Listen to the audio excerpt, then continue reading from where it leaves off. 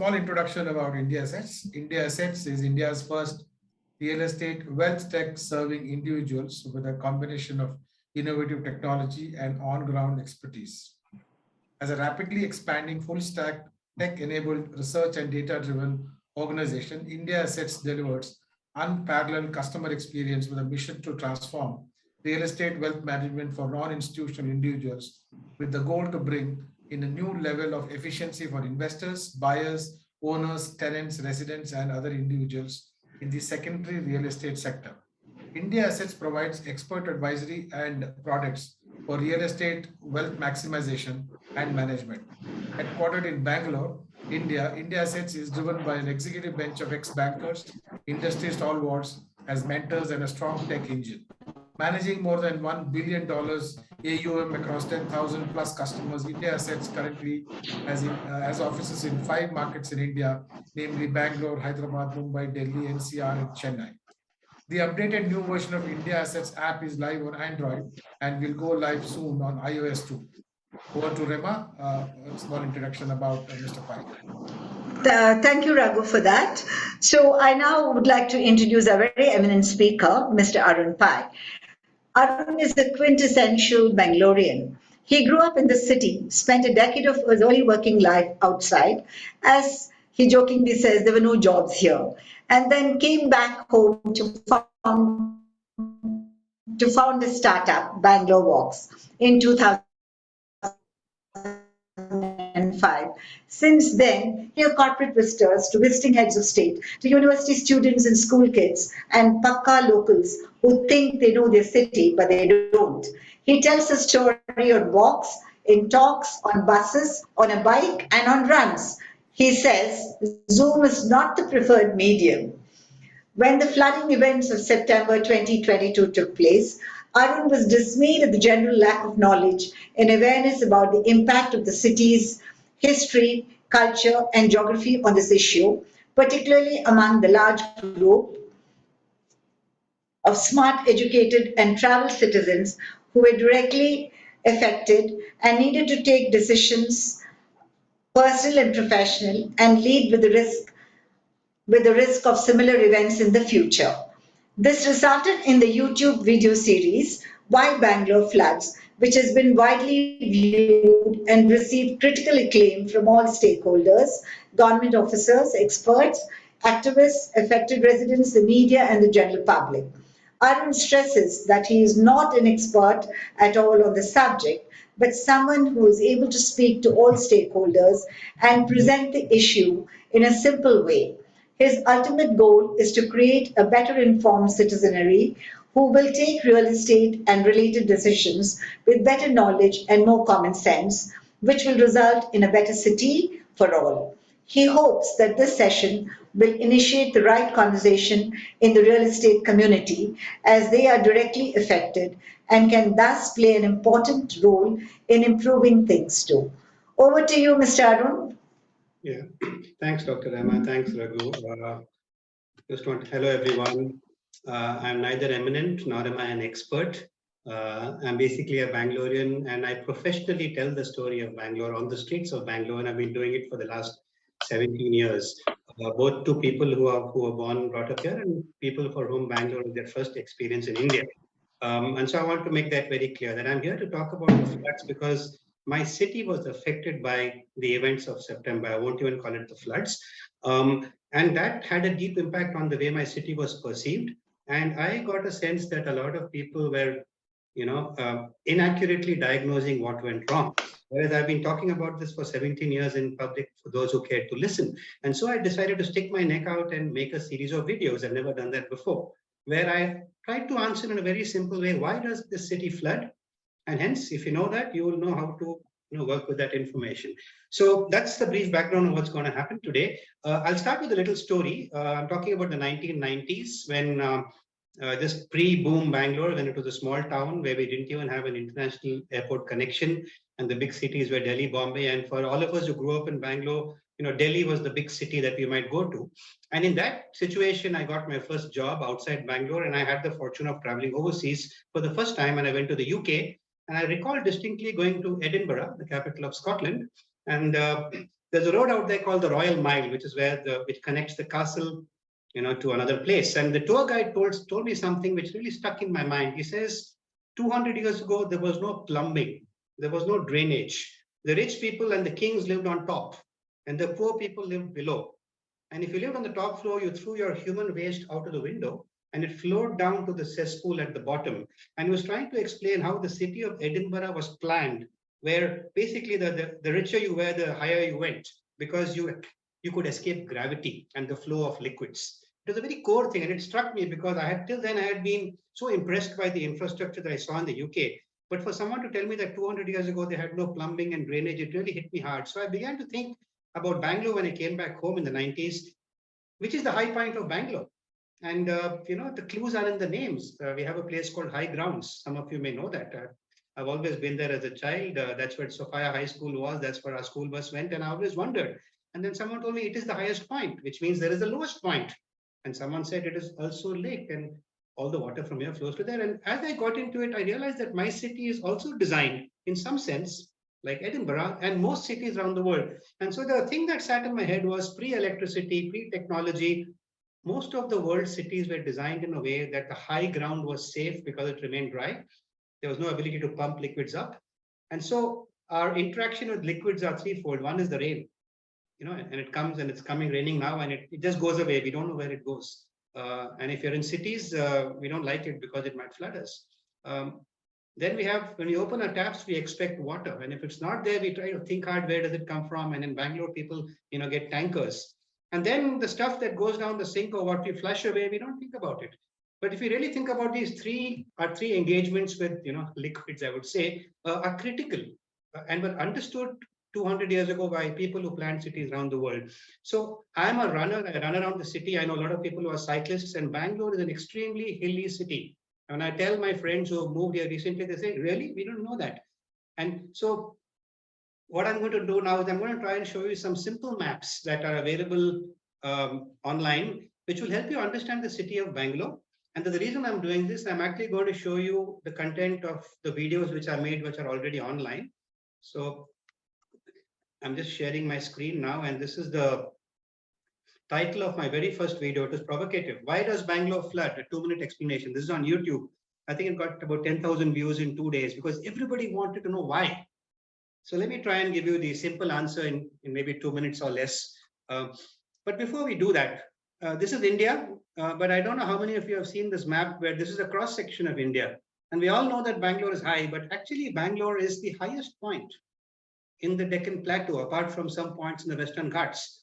In fact, parts of Coorg are lower than Bangalore. The perception is that Coorg is in the hills. Bangalore is very high. The second thing is Bangalore has no river. I think we all know that. We're one of the few cities, maybe the top 100 in the world, which is not on a water body. So if you look at this map and say, I want to store water in Bangalore, it is very hard. In fact, one of my expert friends says it requires incredible talent to flood Bangalore because Bangalore is on the slopes. It is almost impossible to keep water here. Any water that falls goes away. And so what I decided to do was, we keep talking about water as the enemy when floods happens, right? But in classical strategy, you should first know your enemy. So why don't we look at the floods of Bangalore from the eye's point of view of water, from the point of view of a raindrop. And so this is a map, which is a topographical map of Bangalore, very hard to understand, I know. But all you need to understand is Bangalore is basically got one line cutting through. This is a ridge. It's like a high ridge. So the gray stuff is high and the green stuff is low. When you read about floods, you read about ridges, it's very complicated. So I made it even simpler. Just look closely at this image. You can see red and you can see some blue stuff. This is the topographical map of Bangalore, available online for free for anyone. You just Google it. I'll show you later how to do it. So if you search for Bangalore, this shows up. It may not make any sense to you. So let me try and make sense out of it. I've added some roads to it. This is the outer ring road. This is the Old Madras Road. This is Sarjapur Road. I've got EcoSpace Wipro. So you're getting a sense that Hosur Road. So what we largely call the Tech Park area, East Bangalore, you can see very clearly it seems to go across a blue river. This is not a river. Blue means low and red means high. It's just how many meters above sea level. I see Electronic City here. Can you see it's in the red? So when they built Electronic City, they said, let's build it high so that it will be dry. But if you look at some of the places built here, they're literally on the lowest part of Bangalore. Let me explain this further. It's a close-up to make it easier. Now, if I'm a raindrop and I land on high grounds, which is the highest point in Bangalore, it flows first to Also Tank by the natural contours of Bangalore. Then it flows to Damlur. Those of you who live in that area might know a big nala there. Then it flows via the KGA and reaches Belandur Tank. And eventually the raindrop reaches Varthur Tank. Why does it do that? Because that is the natural flow of water. Now imagine there's a raindrop which falls in Cubbon Park. It lands in Cubbon Park. It goes all the way towards Hosur Road. It's Agara Tank, Belandur Tank, and eventually it also lands up in Varthur. Interesting, isn't it? Let's look at the third raindrop. It lands in Koramangala, that's South Bangalore. From Koramangala, it goes to Hosur Road, Agara Tank, again Belandur, again Varthur. What is this telling you? That whatever falls in this part of Bangalore ends up in Belandur and gets channeled to Varthur. Why is Varthur so popular? We'll get to that. Now let's go to Tin Factory, quite far away in the north of Bangalore. That's the Tin Factory junction. The raindrop from Tin Factory actually crosses Outer Ring Road successfully, reaches Dodanakundi, and it gets stuck at a place called Yamlur. You can see it's got stuck there because there was some path blocking it. And now let's take a raindrop deep south in Harlur, near Sarjapur Road. It actually flows upwards. It may sound counterintuitive, but it's higher in the south, and it gets stuck near Wipro. It's struggling to cross the road. It manages to somehow cross Wipro, it reaches EcoSpace. At EcoSpace, it gets stuck again. It crosses over Ring Road, hits this blue patch, goes to Belandur Tank, eventually reaches Varthur. Now just look at this closely. This is a massive circle radius from Tin Factory to High Grounds to Harlur. It's huge. And you can see that wherever there is red, when water falls, it basically flows into this blue valley. So when people say there is a valley in Bangalore, most people look at me and say, what are you talking about? They know about Silicon Valley.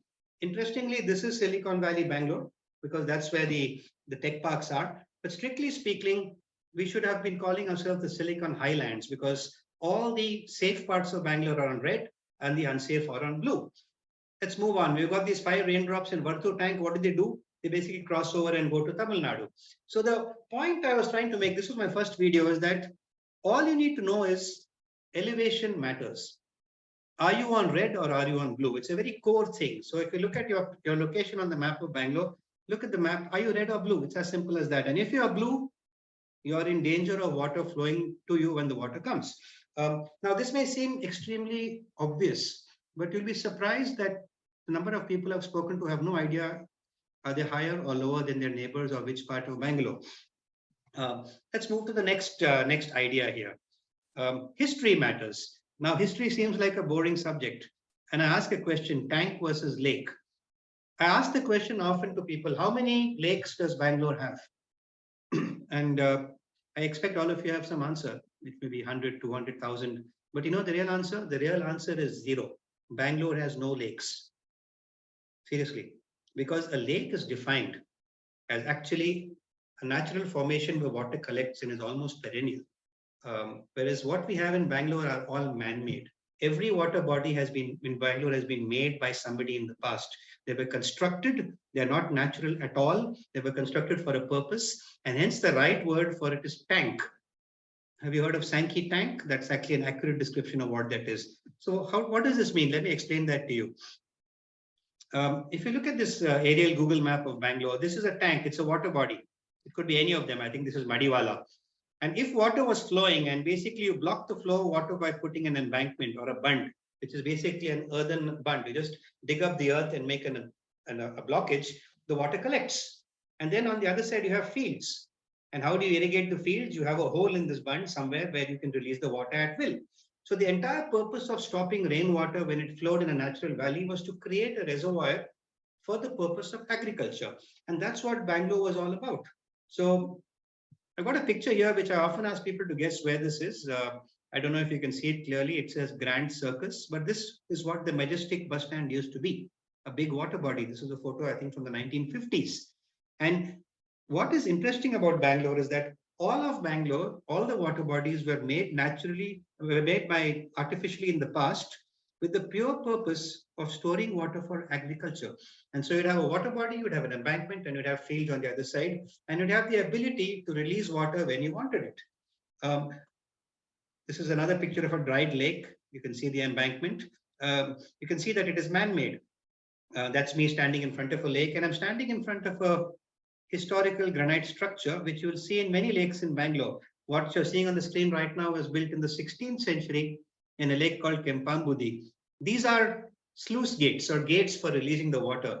So the ancients, I like to call them the ancients, the people who came 200, 300,000 years ago, they were very smart in deciding where to create a tank, how to release the water. They really understood water flows. They were able to deal with droughts when they would actually store water for a couple of years. They were able to deal with excess rainfall. And so if you look around us in Bangalore, we can see a huge history of actually storing water for the purpose of agriculture. Now, there's a famous nursery rhyme which says, rain, rain, go away, come again another day. And I think we still teach our kids that in nursery school. It's nonsense. We are a rain-starved area part of South India. We want the rain. We want water. All our music and our culture is about crying for the rain, dancing for the rain. If you've seen Mungaru Male, which is one of the most popular Kannada movies of all time, it's all about the pre-monsoon showers and how we wait for it. So as a culture, we understand that when water comes, we need to catch it. The last thing we want to do is let it go away. And so that is core to our thinking, is how do we trap water, because we don't have a river, and if you don't have water, you cannot have a settlement. And the reason that Bangalore has never been the capital of any major South Indian kingdom, you just list them out: Cholas, Pandyas, Cheras, you name any Rashtrakutas. Bangalore is not relevant because we don't have water, and water is everything. And most civilizations come on river valleys or on sea, on the coast. So Bangalore's absence of water was actually its biggest disadvantage. We had to innovate to actually create water storage and water harvesting to actually have habitation. And here are some remnants of that. Now, what is even more interesting is that because of Bangalore's varying topography, all these lakes were interconnected, or tanks were interconnected. So if it rained very heavily and water overflowed from one tank, it went to the next tank. That's how it worked. And they were connected by canals which have a name which all of you should know by now, called Rajakaluways or Royal Canals. So Bangalore had a very sophisticated system of trapping water because we didn't have our own, and that is the tank system. So I go back to saying history matters because trapping water for storage is part of our culture. It was part of our sustenance. And along the line, we lost that somewhere, which I'll talk about a bit later. Now, how do you actually make a tank? Imagine this is the flow of water. It's just a random flow of water. And I actually build a small semicircular mud bund. And then the water starts filling up around it and becomes dry on this side, and it becomes bigger. And there you have your tank.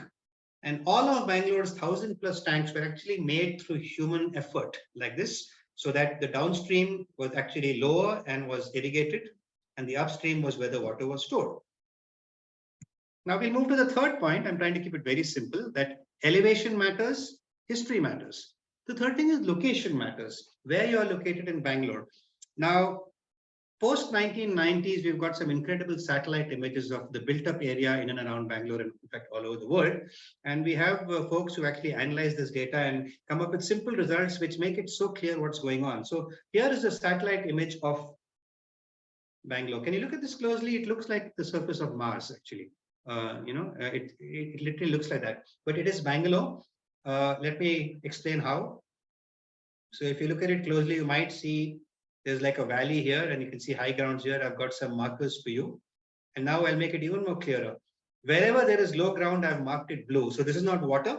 This is just the low ground. So if you took a 2D snapshot of Bangalore from a spaceship or from a satellite, and you decided to color all the low areas blue, this is what it looks like. So if it rains, this is where the water will go. There is no debate about this. Waterfall that flows like this. Now we have gone and built a city on this. So if you are building a city on this, you would obviously try to avoid where the water goes. And we did that for a long time. Up till 1990, this is what Bangalore looked like. All the black areas are built up areas. And if you see carefully, all the built up areas are in the high ground, or the red of my first slide, very far from the blue. Nobody wants to live in the blue. But you can see in 1990, near Silk Board, there is a black cutting across, and that is called Hosur Road, because Electronic City came in the 1980s. So you can see the road to Electronic City actually goes over the water path, which means if it rains heavily, it's likely that Hosur Road will flood. This is 1990. Let's move ahead to 1995. What's happened is it's remained largely there, but Hosur Road has got dense, got more population around this. If you see in the year 2000, this blue is almost entirely covered. So most of the growth in Bangalore up till 2000 happened actually on the road to electronic city. Whereas you can see this whole area is actually not built up at all. Maybe you can guess what this area is called. It's called Mahadevpura Valley. Okay, it's got nothing. If you lived in Bangalore before 2000, Whitefield was a faraway field, literally. Okay, it was all out here. It was not built up for good reason. This was paddy fields. So if you wanted to actually do agriculture, you did it here. And if you wanted to do habitation, you did it here. Things began to change in 2000. If you look closely where my cursor is now, 2001, something happened here. This is the outer ring road. I can actually trace out the outer ring road in 2001. And 2002, the outer ring road gets thicker. So typically, when cities grow, they grow outwards. They go to safe areas. Suburbs form organically. But the moment you have created a circular road around the city and defined its boundary, everyone wants to be near that road. So you can see from 2002 to 2005, you can actually see that road is beginning to find the black. And look at Silk Board. It's just, you cannot even see the blue. So some of you who lived here in 2005 might remember there were floods. If you came down the Silk Board flyover, you went into water because the Madiwala lake overflowed. And the way it worked was, this is Madiwala. The Madiwala water flows till Agara. The Agara flows to Bengaluru, and this is Varthur. And so the flooding of Bangalore 2005 was exactly based on the built-up areas, red, black on blue. Let's move to 2010. Silk Board is beyond hope now because it's fully black. But you can see now, this entire area has got built up. 2010. 2015, there's almost no blue left. These are the red dots where flooding happened in Bangalore in 2022. Now, I use the word flooding very carefully. In 2021, there was a massive flood, not in Bangalore, but somewhere else, where 220 people died. And the minister in charge said, we were not prepared for this. That was in Germany. We should not forget that floods happen around the world.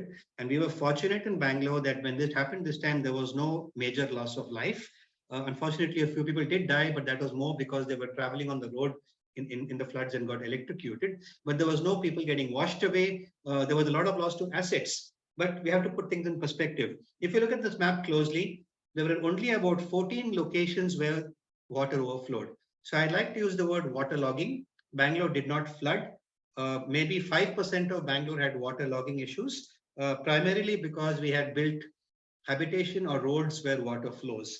And so the right way to look at it is that. And in fact, if you were anywhere else, if you were in Jayanagar or Majestic, there was no flooding, frankly. Okay, so this is a map that was created by experts to say, this is where it flooded last year.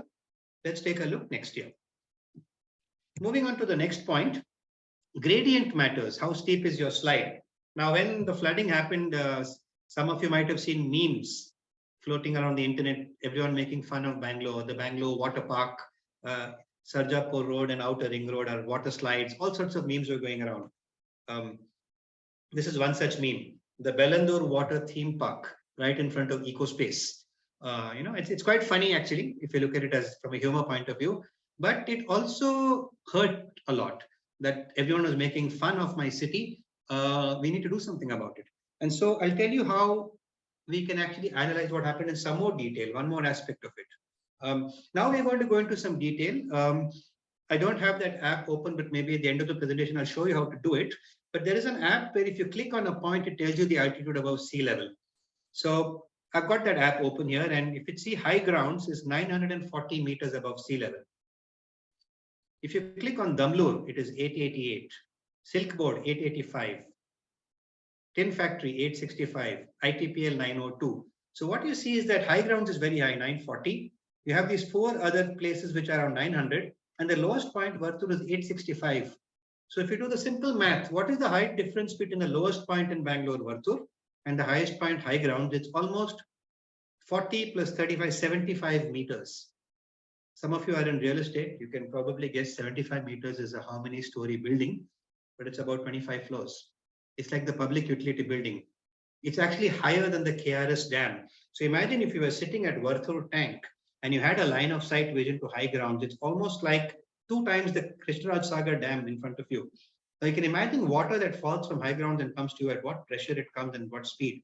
And this is the point I want to bring out here, that it's not just if you're high or low, it's also if you were designing a water park for Bangalore, which is the best slide, which is the steepest part of Bangalore. And that also matters because when water comes fast, it's harder to control. Whereas if it comes slowly, you can manage it. So if we just look at Silk Board, Damlur, Tin Factory, and ITPL, they're all roughly the same height. And if water fell in any of them, which do you think would reach Varthur first? Imagine these were 4 slides. We've tried to simulate that. So this is a cross section of Bangalore, any part of Bangalore. This is the high point, this is the low point. And imagine it rains. This is what used to happen. The water would just flow away. Life was good. Water flowed away. It flowed away to Tamil Nadu and into the Arabian Sea. Now, the thing was, we wanted to trap this water. So what did we do? We built these embankments or bunds and we created tanks. So this is a typical cross section of Bangalore, where from 900 meters to 885, 15 meters of height, over 4 kilometers length, we have been able to create 3 tanks. The height difference is 37 meters. This is an actual place. This is from Pattandur, Agrahara to Varthur. So I'm showing you a map. It's not new. It might come as news to you. It was news to me that all these tanks, some of them are over 1,000 years old. So Varthur tank, Pattandur, Agrahara, Bellandur, many of them were actually created between 800 and 1,000 years ago. And how do I know that? Because there are stone inscriptions which were actually placed there, which actually indicate who built the tank, who funded it, for what purpose. All this has been deciphered and interpreted. And so interestingly, 1,000 years ago, what I'm showing you was actually created to create over a millennium of habitation. And you can see the little green out here, and those are paddy fields. Those of you who understand agriculture and paddy will know this, that paddy requires gentle slopes. It needs flooding. So actually the skill of the ancients was to actually decide where to create a dam to store water so that water would slowly drain to drain the paddy fields. Now look at these paddy fields closely and now see what's happened to the same map. Look at Pattandur, Agrahara. It has now become ITPL. And what used to be Nallur Halli, a paddy field, has become buildings. What was Sheelavanta downstream has become buildings. And now if a water drop lands in ITPL at 900 meters, it actually zooms down to Nallur Halli, jumps across, goes all the way to Sheelavanta tank, and finally ends up with a big splash at Varthur tank. And on the way, it has flooded everything on the way. Now, this may look odd, this may look silly, but this is exactly what happened. When Bangalore flooded, if you were downstream of any of these embankments, there was a very good chance that you actually got flooded. Why does gradient matter? Because as water moves quickly, it becomes harder to control. If it moves slowly, it gets absorbed in the soil. So not only do you have to be concerned about are you on low ground, you have to be concerned about this how steep the slide is, where the water is actually coming towards you. I've shown you 4 ideas. Elevation matters, history matters, location matters, and gradient matters. And all these, you will agree, are basically natural phenomena, how water moves. And all we have done is we have decided to control how the water moves. And so coming to our topic for today, where essentially I'm asking you, what can I do? Is that one thing is that it's good to know where you live or where you work. Wouldn't you like to know if it was earlier a hill or a lake or a paddy field? I mean, isn't that just basic information? That wouldn't you like to know if 25 years ago or 30 years ago, is the place you call home or your office, is it a hill? Is it a water body where water naturally comes? Or is it a paddy field where water comes and, drains away slowly? And the more I looked around, people didn't know. And they don't know because we don't have information, we don't have maps. It's very confusing. But once you know about the history of the place you are in, and I'll show you how to do that, many of the local waterlogging issues become very self-evident. We've all heard of Sir M. Visvesvaraya. We are extremely proud of him. If you go into any government office, you'll see his picture and photograph. He's India's favorite engineer. His birthday is Engineer's Day. Sir MV is probably the most popular person in Karnataka as per a recent poll. And what is most ironic for me, the supreme irony, is that Sir MV was at his heart a civil engineer who understood hydraulics. He was into managing water, whether it is to create reservoirs to store water or flood mitigation. That was his expertise. And so the person who everyone in India and British India looked up to manage water situations was very much from here. And so it is even more ironic that Bangalore flooded, that he was here. So I actually tried to ask people a simple question. I'll show you a small picture. This is a photograph from, I think, 100 years ago. It's from Pune, and it's called the Khadakwasla Lake. You can see how big it is. And this is where Sir MV began his career.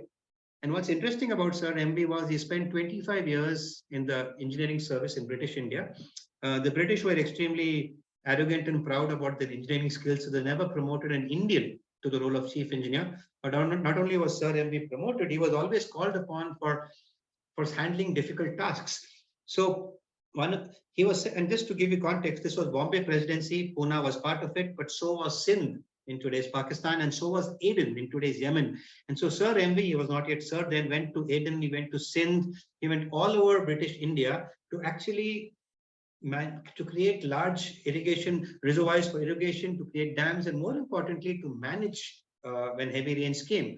And so what he did in Pune, in the lake I'm showing you, was he actually created a system of automatic sluice gates, where if it rained too much, he would find a way to increase the height of the water retention capacity so that the capacity of the lake was more, so it would not flood. And he brought out a patent on it. I'm talking about 100 years ago. And in his memoirs, he writes that even when he was 70 or 80 years old and he went to visit many of the places he had installed gates in his 30s, it was still working. And so we had someone who was an incredibly knowledgeable person about managing water. The story that I like to tell is that he had retired from service and he was going on a tour in Europe. And he got an SOS from the British India office in London saying, Hyderabad has just got flooded. It was 1908. Hyderabad had a dramatic rainfall event, it flooded, and they said the only person who can save us is Sir MV, who was just retired.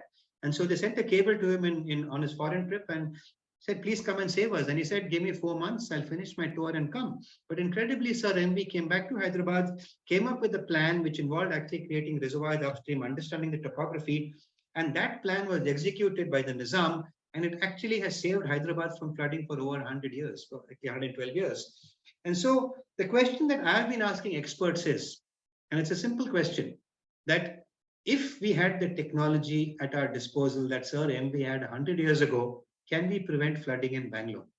So I repeat that. We have a lot of rainfall in Bangalore this year. Some of you may know that 3 of the reservoirs outside Bangalore are full. They've never been full before. A few years ago, people were trying to restore a river called the Arkavati, and this year there was water in it. So, you don't need to look at stats to know that it has rained more than ever before. And so my question was, this happened in Hyderabad. It was saved by Sir MV. Could we do the same thing today with the technology he had? And the unequivocal answer is yes. And so many of the solutions to the problems we're facing are actually not, we know how to do them. It's just that we haven't got around to doing them. So on Sir MV's birthday, September 15th, I actually went, that's me, I actually went and paid obeisance to Sir MV. And I basically told him, I didn't actually apologize, but I said, I feel ashamed that we come from the land of Sir MV and we were unable to do this. But I'm an optimist and I'm confident that in the next 1 year, we'll get our act together so that by next September, we'll hopefully not flood. I wanted to show you a map. How am I doing on time? I've got a couple more slides to show you, and then I'm going to talk a little bit more about this. But I'm showing you this map because those of you who have got property or are trying to buy property or were worried in case you had encroached on a water channel would have seen this map. This is a typical village map. This is Grama Vibhutipura. This map is from 1908, which means it was from the time of Sir M. Vishweshwaraya. It's a revenue map. Now, the very unfortunate thing in some ways is that even today in Bangalore, we are using this map as a way to decide if you have built your house on what used to be a channel or not. We have lots of new technology available today on how to understand the topography, but yet we seem to use this old map. So this is one of the core issues that is facing us. And I just brought this up because it's good to know that we are a 21st century city. We are digital, we are moving ahead. We are actually selling digitization, drone mapping, satellite imagery services to the world. Yet we are relying on a hand-drawn 100-year-old map to take important real estate decisions. So this is huge, anomaly in the way we deal with real estate. I wanted to flag that. This is a photograph. I was trying to sometimes look for pictures that a picture says 1,000 words. And you see there a tech park, and in front of it you see paddy fields. That is actually Bengaluru in Bangalore. It was a photo taken around 2007, 2008. And it tells you how everything happened. That paddy fields became tech parks. Now, if we had Sir MV come today, this is what he would have seen. And I just tried to do that as a thought experiment, that Bangalore is basically a dammed city. And I mean it in a real way, D-A-M-M-E-D. And because we are a dammed city, we end up becoming a damned city, D-A-M-N-E-D. And this is why it happened, that our entire city is actually based on storing water as it was required 100 years ago. We built dams everywhere. Now, 100 years ago, two things happened. One is the water needs of the city were so much, we figured we had to get it from somewhere else. So we began to get drinking water from elsewhere, initially from Hesargata, and eventually from Tippagundanhalli, and now from the Kaveri. And so we pumped drinking water into the city. So once the city began to get drinking water from elsewhere, there was no need actually to store rainwater. The second thing was that the British actually stopped agriculture in the core city areas. So after the 1950s and 60s, there was no more need for fields. And so, as you know, many of our old lakes became stadiums, government offices, and stuff like that. So suddenly what happened was we dismantled the infrastructure to store water. We got water from elsewhere. But what we did not do was prevent these lakes from actually trapping water.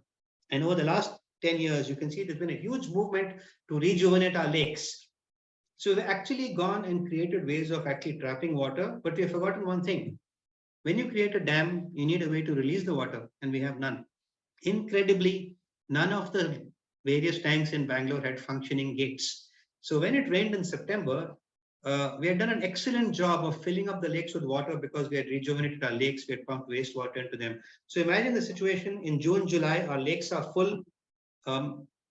Now, ideally, what we should do is we should be draining the water from our tanks to actually catch the rainwater. We didn't do that because we have no ability to do that. So we are a very funny situation in September where all the good work we had done in rejuvenating our lakes and filling them, actually we had to pay a price for it, because when it rained, there was no place for the water to go. They had no way to release the water. It overflowed and flooded. Okay, so just to give you an explanation of how all this is all very interconnected. So I'm just going to end this. Okay, let me just show you two maps, just to be clear about it. This is a blow up of an old village map of Bangalore. And I'm showing you this because it's got one of the flooding areas. This is an area called Yamlur. Some of you may be familiar with it. This is the old airport road. And this is the airport runway. And obviously the airport runway is on high ground. And if you look at it very closely, you see there was a lake here. And water actually flowed from Bengaluru all the way to this lake and then out again. And needless to say, this was the area south of Yamlur that got flooded because essentially it was a water body. This is another map which shows outer ring road, and this is where eco space is. And you can see very clearly that all the water in salt tank and Devar tank has to get to Bengaluru and it has to cross ring road somewhere. And the place it crossed was near eco space. And 20 years back, they had decided this is the capacity of water, so they had got pipes under the road. That held out until last year, and this year it wasn't enough. So the reason I'm showing you this is that each of the waterlogging incidents in Bangalore can be traced back to a specific situation which has a specific solution. And the good news is that in my talks with the government, lots of work is actually happening to ensure this doesn't happen again. So I'm actually going to end the slideshow presentation, and I'm going to address the issue of, what can I do? So now I'm going to try and look at it from your point of view. And when I say your, I'm looking at my audience who I cannot see. But since this is Indiassetz, and I'm guessing that most people out here have some interest in real estate, I want you to think about a few things. In the last 30 minutes, what I've essentially showed you is that Bangalore is an up and down city. We don't have any water bodies. We actually took a lot of effort over 1,000 years to figure out how to trap the water. Our entire city's topography was rearranged to trap water. There were very clear areas that were safe to live and not safe to live. And then over the last 100 years, two things happened. We got electricity, we began pumping water from elsewhere. And then there was sudden growth and we began building in areas where one should not have built. And so when there was a rainfall event, they got flooded. It's as simple as that. So now, if you are looking at living here, moving here, buying here, having an office here, what do? What's going to happen next September? And I'm often asked this question. This is all very well. You have explained to us that you should think of red versus blue and black on blue, and are you near a lake or not? All that is fine. What do I do? I'm not a real estate investor, but I think I understand how people look at, say, stock prices. So I just wanted to give you a simple analogy. Let's leave real estate aside for a minute. Now, when you want to buy, say, a share of a company, you look at two things. One is you look at the company itself and you make a judgment call. But if all things being equal, if the company's industry suddenly goes down, there's some major change in the industry, there's an increase in competition, or there's a duty change, however good the company is, there's an external factor that affects your evaluation of the company. Now imagine there is war or COVID or some other extraneous factor. Your judgment of is this investment good or not changes, right? Now the thing is, in a share you can buy it and you can say, okay, sell it. When you buy a house, it's where you stay. And when you stay somewhere, the risks that you understand are much beyond the data that you see elsewhere. So I think all of us saw that flooding affected you, whether you were rich or poor, high or low, it didn't really matter. It affected everybody, right? So my question to my friends in the real estate industry was that, do we understand the flood vulnerability of any place in Bangalore? So if I showed you two properties which are identical in all respects, but one was on the high ground and one was on the low ground, was that being reflected in market price or in people's interest? And the answer is no. I was surprised to find that extremely intelligent people who take extremely high risk business calls on investments and employee location and various things, who understand data driven decision making, when it came to a real estate decision and they had water in their basements, they were actually confused as to why it happened. And I've given this presentation in many locations where people were actually surprised to find that they are 5 meters below their neighbors and they didn't know that. And why didn't they know that? Because nobody told them. So the question is, now that you know, what would you do? And so my feeling in all this is that I would hope that, see, the whole real estate industry, the way I see it, is that it's almost like the stock market of the 1990s, before demat, where people were trading in certain assets. There was an exchange. There was no paper trail. I saw the 1992 scam up close. There was information asymmetry. There were vested interests in actually holding back information. And there were some people profiting from this opaqueness. That's exactly how the stock market was. And what's happened in the last 20 years is that today I can be a teenager, I can take an app and I can buy a share and it's all safe, right? So we've come a long way in the stock market from from where we were to where we are today.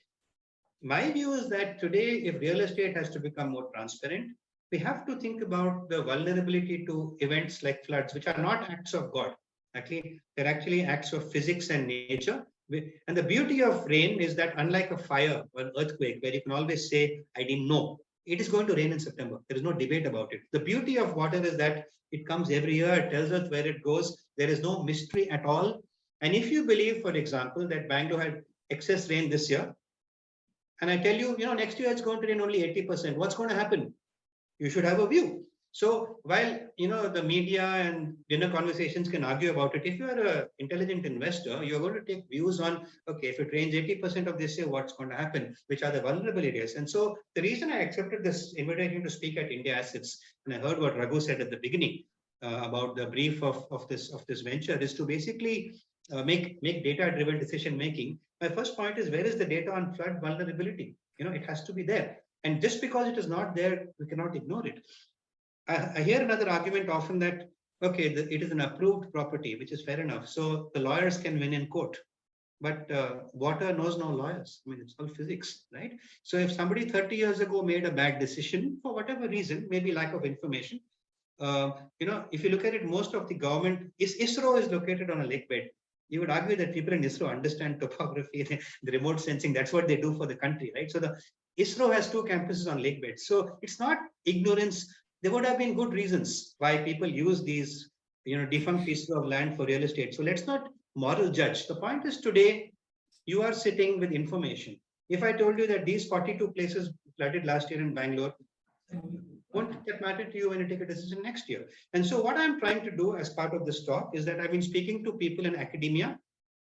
I've been speaking to people in urban planning. I've been speaking to people in government. I've been speaking to people in business, and I've been spoken to people who have got personally affected. And what I've discovered is they're not speaking to each other.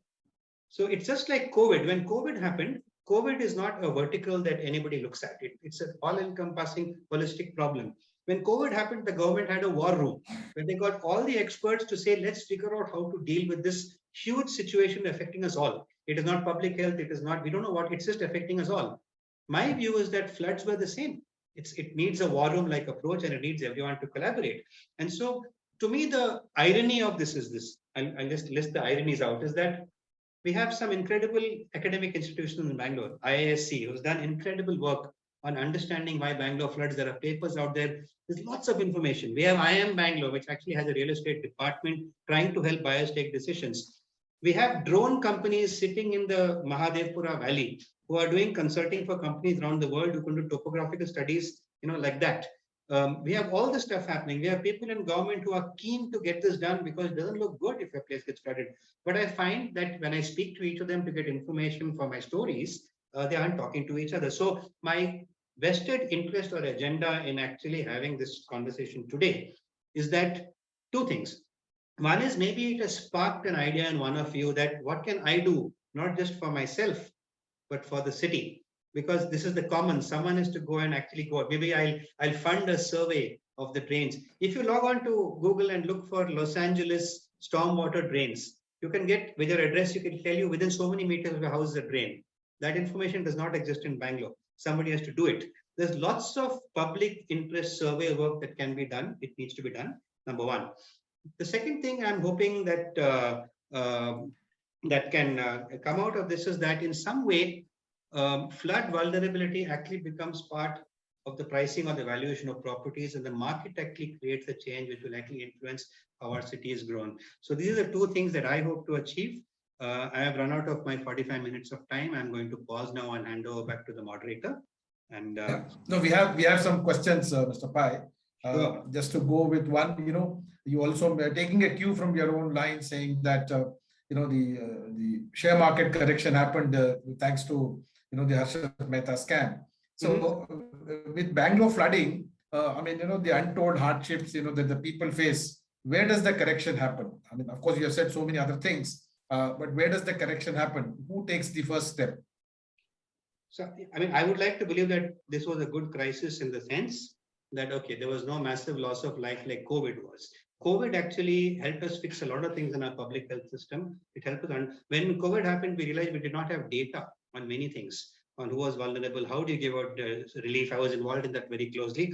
And it was in very quick time, we figured out how to identify vulnerable sections, which was not documented before for various reasons, right? Similarly, because of the flooding, two things have happened. So I'm in touch with one group, which is in Mahadevpura, which was the most flooded. It's called the Mahadevpura Task Force. It's called Jal Shakti. Now, what is interesting is that there are three different departments in government which deal with this. There is storm drains, there is lakes, and there is water supply and storage board. They have different bosses. They don't even work together. And so in Mahadevpura, there's been an attempt to actually bring them all together, and it's called Jal Shakti, which is a sensible thing, number one. The other thing they have done is flood mitigation. Now, basically, earlier it's always reaction, disaster. Let it happen, then we'll react. Mitigation is not in our culture. We don't have fire safety in our culture. What I see today is that flood mitigation efforts are on in Mahadevpura. They have actually mapped 63 kilometers of canals connecting all the big tanks, and they've already done. See, like, we understand traffic, right? We understand what is the problem with Silk Board. There are two roads joining. There's the same with water. Actually, Yamlur is like Silk Board, where you have two water bodies which come at high speed. So that has been mapped, and so work is happening there. The second thing is, which is very interesting, sluice gates have been put in about 40 of these tanks in the last few months. So we'll have the ability to release water if it's too much. We did not have that ability. So I'm hoping that come next September, two things will happen. Even if we get the same amount of rain, at least someone has decided we need to invest in gates and a water management system.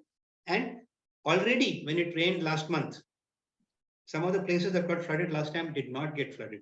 So we're getting data. So two good things have emerged, that suddenly inundation data has become important. Earlier it was not. Secondly, people are poking the neck out and saying it did not flood. So I already see some positives. So that's the correction which has started. And if you have a few events where no one loses life or property, but it scares us a bit, sometimes it is good. That's my personal view. Thank you for that response, Mr. Pai. I have one more question for you. Do you think the aftermath of the flooding could have been avoided if the infrastructure was taken care of prior to the flooding? If I heard you right, you're saying if we had better infrastructure, could it have been taken care of, right? So now, after every disaster, whatever it may be, one can always argue that things should have been better. So I think in principle, of course, right? I mean, there's no debating. But I think in this case also, I think I buy the point that it was a event that was beyond our expected amount of rain. Okay, so it was a bit of both. That we had clearly a situation where we had an extraordinary event of two things. One, just the amount of rain, and then the period within which it fell. Normally Bangalore used to have only 70 wet days per year. This year it's already exceeded that. So the thing is, if one were to point fingers with the benefit of 2020 hindsight, there are lots of things to blame. I think that is not the point here. The point here is that what can we do that it doesn't happen next September? Two things can happen. One is the state and the infrastructure has to improve. But two, I think the next person who decides to build a building in a low-lying area, even though they have an approval, will say, is it a wise thing? And if that question of doubt has entered the new investment, I think it's actually a good thing. For example, I live in a place which was fully dry, and when it was flooding, we actually went around looking for these places I could go by road. So it was fairly localized in this case. It was not like, see, unfortunately, okay, I'll give you an anecdote. I had a challenge, which I put in my video. If anyone can show me 1 kilometer of Bangalore, where the start and end point are the same elevation, I'll give them a prize. I just want 1 kilometer of flat land. And when Richard Sankey was designing the High Court or the Attara Kacheri today, he said Bangalore has no flat land to build a building of that size. And so he built it where it is near Arun Pai only because that was the largest expanse. So Bangalore is sloping by design, which means water will flow in one direction, and hence most flooding is localized at the end of a street, end of a valley. So to some extent, if 5% of Bangalore was waterlogged, 95% of the upstream actually did not. So that is my balanced view on what happened. Thank you. Raghu, we have time for one more question. Mr. Pai, another thing, this is the concretization of roads in city, I think, which is a big hindrance, the water seeping down to the earth. I mean, what are your views? Of course, all other views taken that you have explained to us, but this water seepage into the ground is, this concretization is hindering the process. Your take on that? So firstly, I don't have my take, but I've spoken to experts, right? And I'll give you the view. So this is not opinion. This is firstly the thing to understand. If you speak to an urban planner, this is an extremely well understood problem. There is no mystery to it. They have been crying hoarse for 15 years. When the Bangalore plans were made, they said do not allow it. So firstly, there's no mystery to this problem. It's well documented by people who do it. Number one, I was explained in a very nice way that there are 4 trade-offs here. See, this is about trade-offs. If you are in a city where you don't need water for agriculture, basically when the rain falls, ideally you just want it to go away. So one extreme case is you don't want water to get stuck anywhere because the whole purpose of rain is for it to go away. The only reason you'll store water is that to slow down the flow. So we have retention tanks, but the whole aim is rain go away.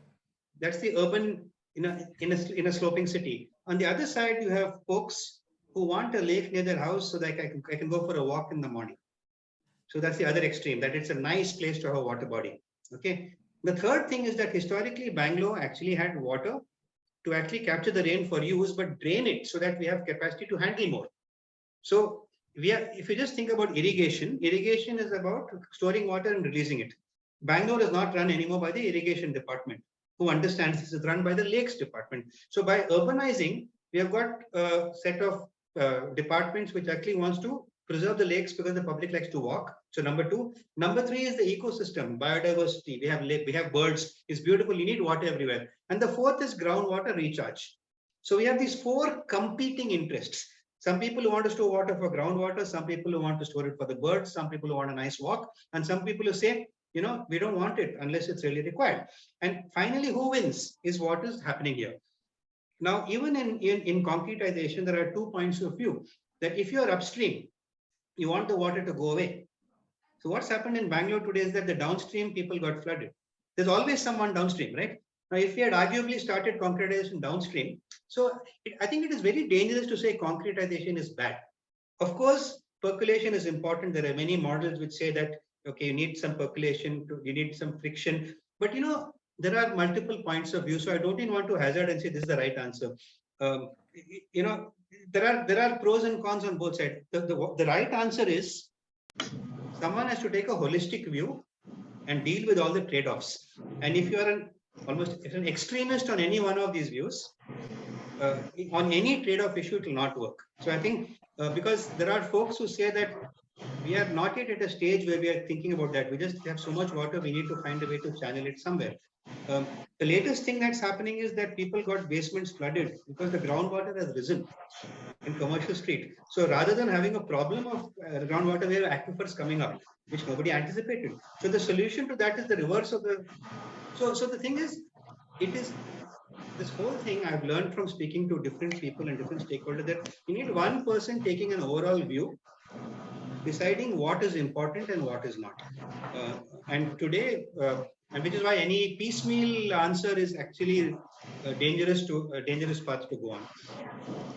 Thank you, sir. Thank you. Thank you so much, Mr. Pai. I would particularly like to point out to two very interesting facts.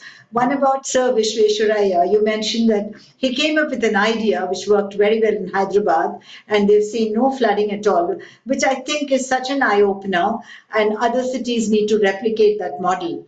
And the other point was also about the fact that you mentioned that there are no 2 points which are at similar level in Bangalore. I mean, these are astounding facts. And thank you so much for this knowledge sharing. I think we really need to have more of these sessions to garner more information on this very, very relevant subject. So thank you once again for making time for us, Mr. Pai. And thank you to everybody who joined us on this program.